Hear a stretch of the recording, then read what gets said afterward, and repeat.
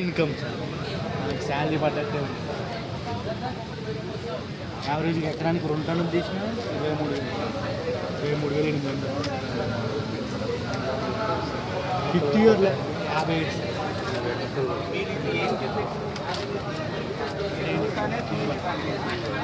దిగుబడి అంటే మొక్కలే కానీ మన ఎకరానికి అయితే 5వ సంవత్సరంలో ఇదేంది ఇది మొగగల సార్. మొగగల ఇదేమో పూత, ఆడగల పూత, ఇదేమో పూత నుంచి కాయ రాసుకోవచ్చు.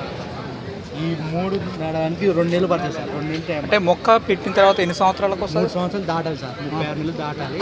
4వ సంవత్సరం నుంచి మనకి నెల వస్తుంది పంట.